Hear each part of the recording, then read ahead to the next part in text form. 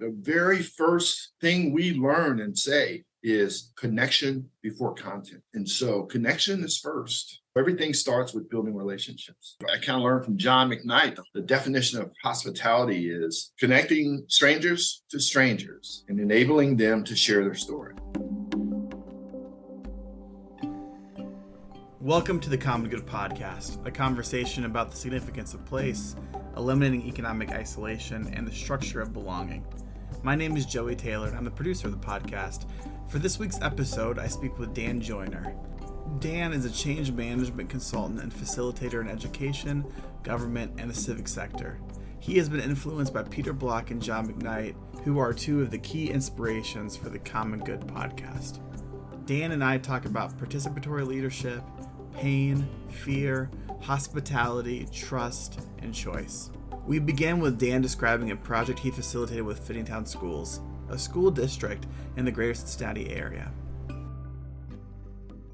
We're finishing a 6-year relationship. It was something that started early on with the 6 conversations that kind of laid a foundation as a district for their evolution into a project-based learning district, a restorative practices district. And a third thing they were already into, it's called responsive classrooms. All of these are conversational. I learned from the 6 conversations and how organizations operate, how any room of human beings, no matter what the purpose, it could be a family, a small group of family members that are coming together to plan a funeral. It's kind of a messy situation, but they're a small group of humans who come together to talk about that very important thing. So it could be a math class, 4th grade math class. I heard Peter Block say once that it was this work of sitting in small groups and structuring the room in certain ways and asking certain questions and little protocols for the conversations. He said that it's improv for real life. So when I say it's the foundation for my work, it's the foundation for how we'll operate together as a group of human beings. I love that. Improv for real life. That's a great framing. How do you describe the work of your life? What do you say?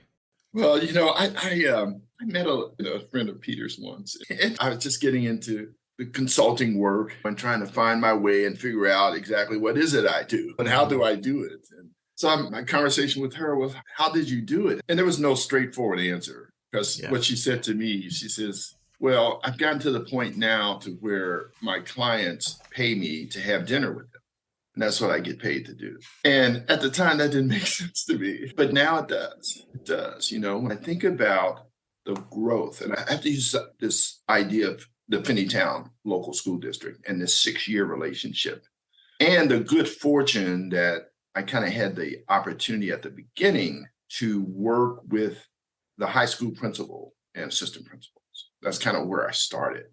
And so that work kind of kept me kind of at the top of the system, the administrative level of the system, and including the board office with the superintendent. And they're getting this concept of conversations because that's what they chose to do. They committed to become practitioners of participatory leadership, collaborative leadership. And so that's what all project-based learning and all these things are about. They're about collaboration. So they've become such practitioners for this period of time that now my relationship with them is kind of like we hang out once every couple of weeks for an hour and a half or 2. And that's our work. We just talk about the work that we're doing as practitioners. We're a community of practice. And so I get that. I understand that concept. But yet in that system, my work now has kind of evolved to working on the ground with 2nd grade teacher in the 2nd grade class around stories, and harvesting stories. And it's all narrative. It's all about story and narrative and the conversations we have, structures of how we occupy the space, the room. And obviously, we're in a room for a purpose. There's a purpose. And we always want to help our clients, so to speak, whether it's a classroom of students and a teacher, we want to help them achieve their business purpose. So they have a purpose, and they're really focused on that. But at the same time, we want them to learn and practice together with us doing that or achieving or accomplishing that purpose through participatory and collaborative means. So that's kind of the work I'm doing on the ground. And that's the work that I started with the administration. The administrative team is leading through collaboration. You said this thing about the school district, that they chose this path. And a big part of this work is this idea of choice over mandate. Would you be able to describe what it was like for you to make the choice to do the work that you're doing now? Was there a crossroads moment for you where you were like, yeah, this is the path for me that I'm choosing to go down? There was a pivotal moment in my life, in my career, where I knew I had a choice as a leader. So my previous career was I worked for Hamilton County, and I worked there 30 years.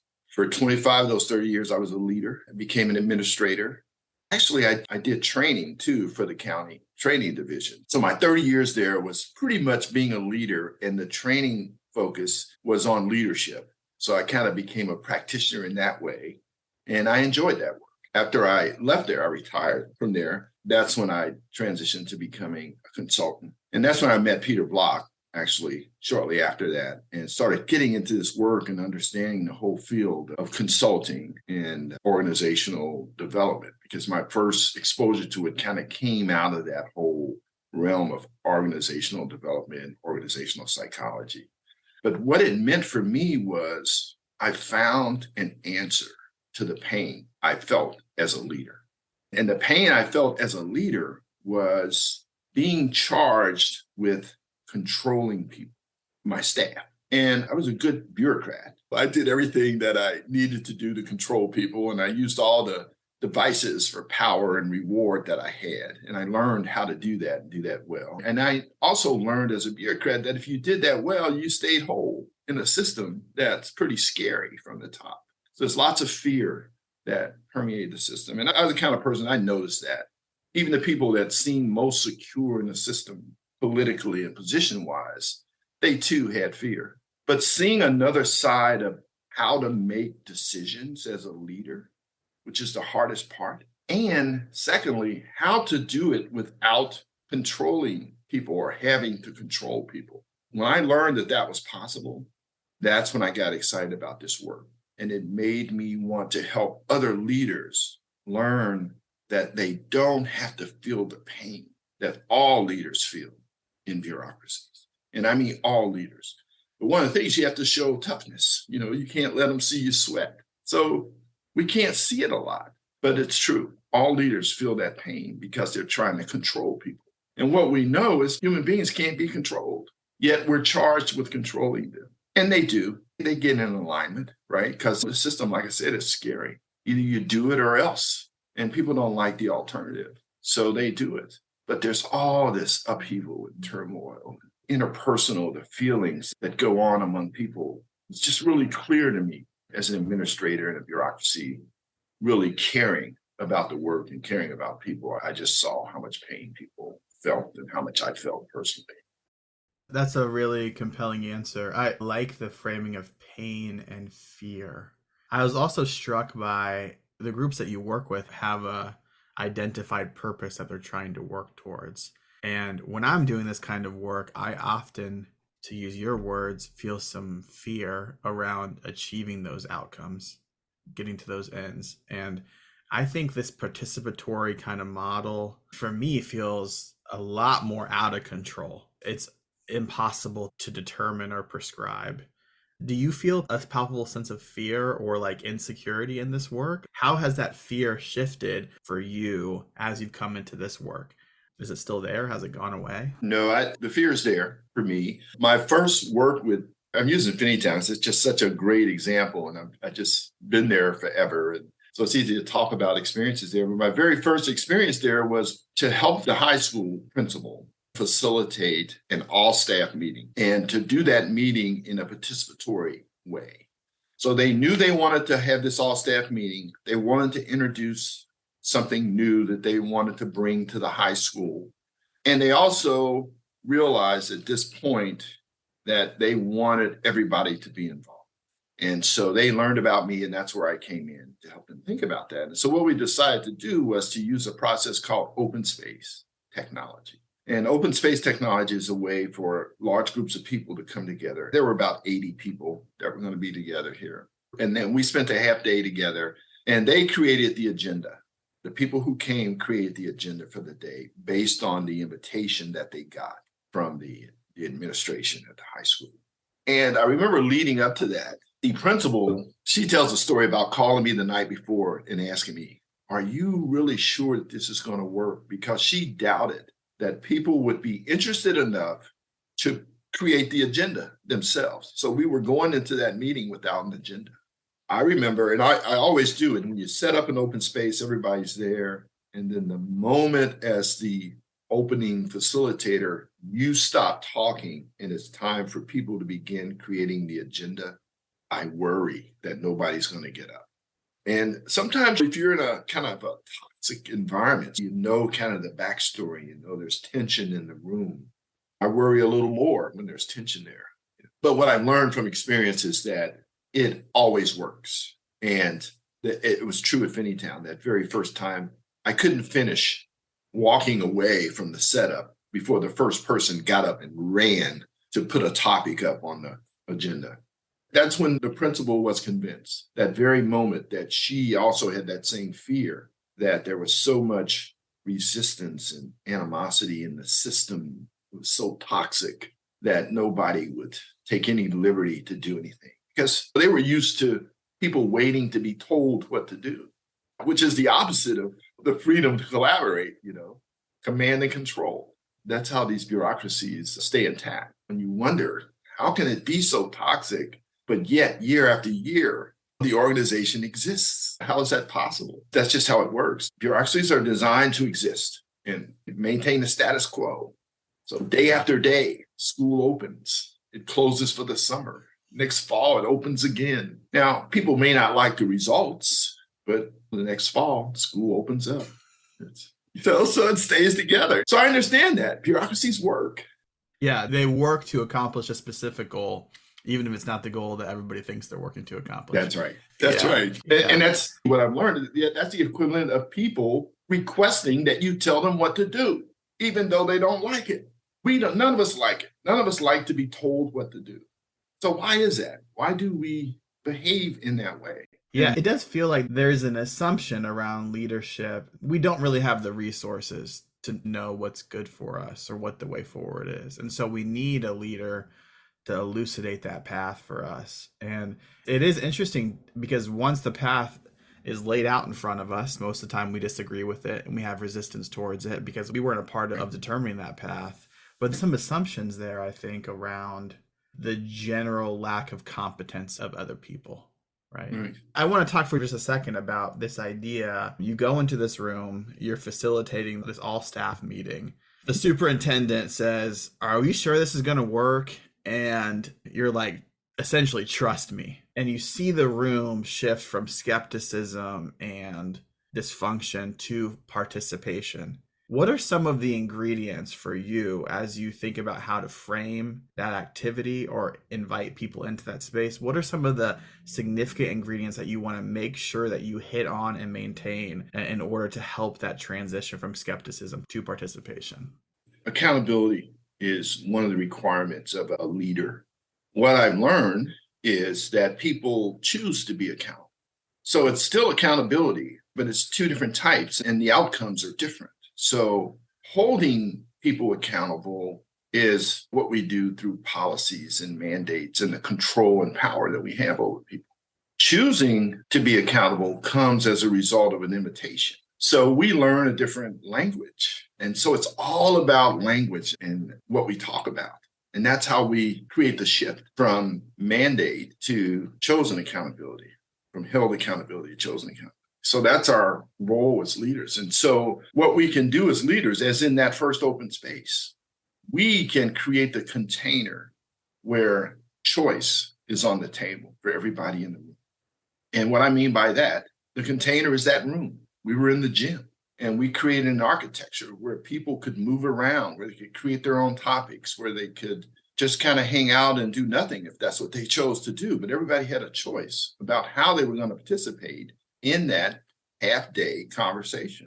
And so it was the structure that we created. It was how we set the room up. It was the questions that we asked and the little bit of structure our scaffolding that we created through the design of the meeting.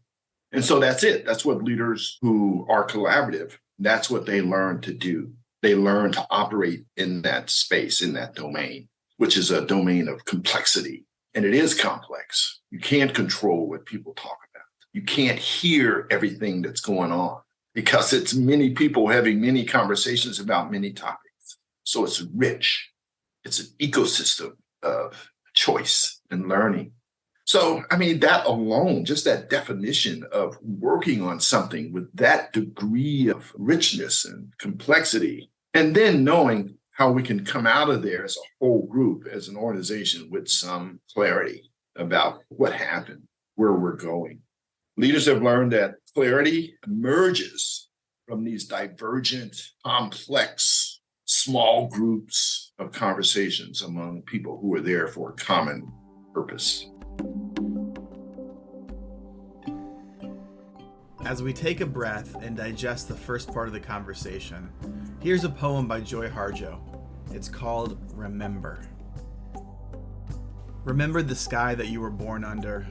Know each of the stars' stories. Remember the moon. Know who she is.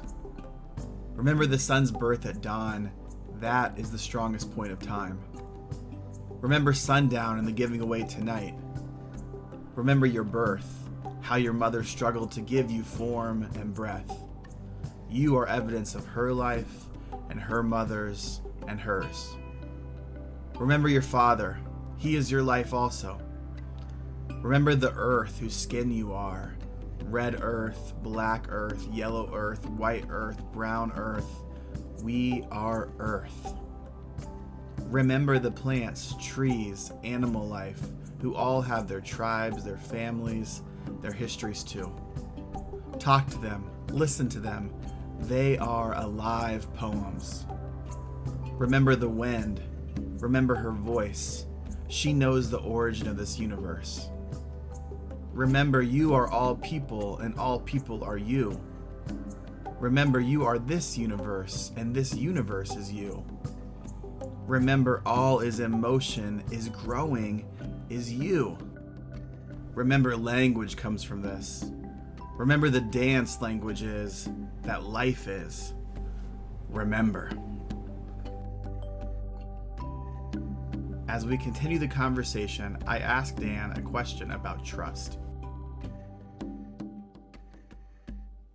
Talk about trust a little bit. In the work that you do, is trust a prerequisite? Is it a result of the work? Is it the path of the work? How does trust factor in here? Because it feels like somebody needs to trust you enough to invite you into the space. Even if they don't know what the heck you're doing, they're like, well, Dan's got this 30 years of working for the county. He has some credentials. He seems legitimate. Let's give him into the space. But then everybody else in the space is trying to figure out who the heck you are and what the heck you're doing. So where does trust come into this process? Yeah, the whole thing is based on relationships. So even my work at the very beginning with a potential client, for lack of a better word, it starts with establishing a relationship. So I know that I can't go in trying to persuade and sell people on jumping into this work together. It takes beginning with establishing a relationship. And so even once we get started, that's our mantra in our work. The very first thing we learn and say is connection before content. And so connection is first. And so everything starts with building relationships. So that's where the trust comes in. The work of, I kind of learned from John McKnight, the whole idea of hospitality. The definition of hospitality is connecting strangers to strangers and enabling them to share their story. So if I'm a district leader of a school district, part of my job is to connect the whole system to itself. So everywhere I go, everything I do, I want to connect members of the system to each other. And that's one thing I have power and control over. I can do that. I can ask people to get into small groups of 3 with people you know the least and give them an opportunity to sit close together and kind of share their story with each other in a real intimate way.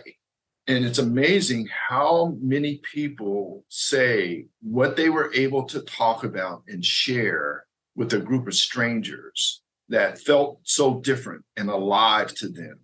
compared to what they're able to share day to day with the people they work closely with. And so it just shows that it's that connection with somebody you don't know so well, as opposed to the connection with people, like-minded people, who kind of keeps the same narrative going. Nothing new happens. Nothing can come out of that other than what you already know. So this idea of connecting strangers to strangers keeps interest going always in the system. Curiosity, learning who people are over the story that you've heard about them or the assumptions you make about them. Really getting to know people for who they are that you work with day in and day out. And so once we get that pattern, we get that practice down, then it can begin to permeate the system.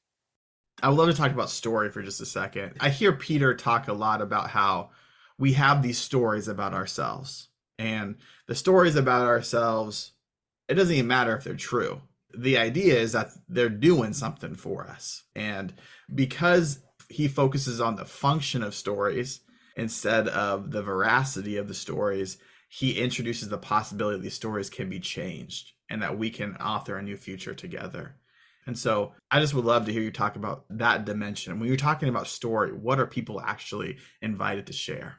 The thing from Peter's work and story comes from the idea of all change is linguistic. So it's a conversation that we have, whether it's a conversation from the past, our story from the past, our story about the present, what's going on right now, or the story about a future possibility. So story, narrative, language, it's all how we know. It's all how reality shows up for us. It's a story, it's a narrative. So the story I tell about myself is exactly who I am. And that's different from the story that others tell about me. Now, I can take that as, okay, that's who I am. That's what people say I am. And that's who I become because that's a story I tell. But I am also the narrator of my own story. And I do have a choice about the story I tell, even if it's made up.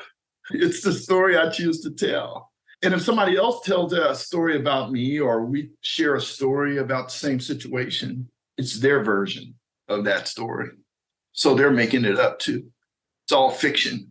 It's all made up. Yet, if there's truth to that story, that conversation about who I am is true, that's who I am, then that's where the power is. So the power is in the conversation. The power is in the thinking. The narrative part of how we operate together is where the substance is. That's where the power is. And that's where the energy comes from too, the energy to act. So you can see the difference in different kinds of conversations. And Peter's 6 conversations clearly points this out. For example, the possibility conversation. That conversation is a conversation where possibilities replace problem solving. So a narrative, a story about the problem, if you think about it, it's a story from the past. It's a story that's already happened. That's how we know it's a problem. What I also know about that problem narrative from being a leader and working to solve problems is that it consumes energy. Talking about what's wrong, what you need to improve on, you failed. All those things are kind of measurements of my success and my worth. But that's a story from the past. That's a story somebody else makes up. That's a story the grade book tells about who I am. What we've learned is that if we can shift that narrative from a problem narrative and turn it into a possibility narrative, then it changes the energy.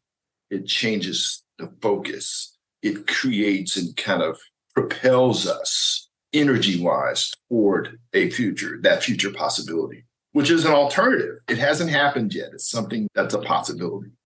Let's talk about your personal narrative work. We started off the conversation by I asked you, what is the work that you do?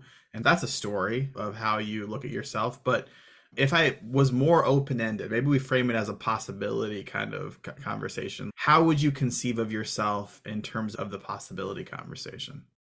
I've arrived at this point of realizing that all change is local. All change is small, it's slow, and it's relatively inexpensive. So it's kind of the opposite of what bureaucracies and systems want to see when it comes to change. You know, we want it fast, we'll throw lots of money at it, but real sustainable, transformative change is the opposite of that. And so I've learned that my power is most impacted in small, intimate ways. So working in a fourth grade classroom to build writing skills, I can be more impactful by helping those 22 students build relationships with each other, collaborate when writing together and getting their thoughts on paper, thinking together. I can be more impactful there, helping create those conditions than from a distance, trying to orchestrate it. The stuff we're talking about, let's be totally honest, it's difficult to make tangible. I mean, change is linguistic, it's relational, it's dynamic, it's interpersonal, and there's fear involved, there's frustration involved. It's not a simple thing at all that we're talking about. So when you think about all the challenges that are around this work and all the things that you have to juggle and handle, what keeps you coming back to it? Is there some like fuel that you have in your tank to keep you going and Yes. to navigate this work? Yeah, absolutely. The whole idea that this work is not an argument against traditional systems and structures. That's where the resistance comes in. Because again, these traditional systems are fear-based and everybody fears somebody above them in some way. And so we don't want to create any more fear. There's enough of that. And so I say right away, this is not an argument against traditional schooling. I understand that structure, but this is an alternative. There's an alternative to what you talk about within those systems. And so that's where the humanity and the living system comes into play, because we're complex. And so the talking and the interactions and the knowing and the belonging and all those things, that's the work that I'm talking about. So it's not an argument against any of that. But if we're all together, 22 kids are in a homeroom class for 45 minutes, all right, they're in those four walls, realizing that they are a living organism. And learning is something social that happens among them. When they start to connect with each other and those relationships are thickened and their stories of who they are listened to effectively by their peers, by each other, and by their teachers, and by everybody, the whole community, then I think that's where the whole system will shift, because everybody will know who they are matters, and they will see themselves in a system that hears them, that's curious about who they are, over a system of colonial attitudes and narrative about who they need to be.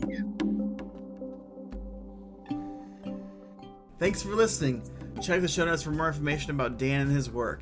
This episode was produced by me, Joey Taylor, and the music is from Jeff Gorman.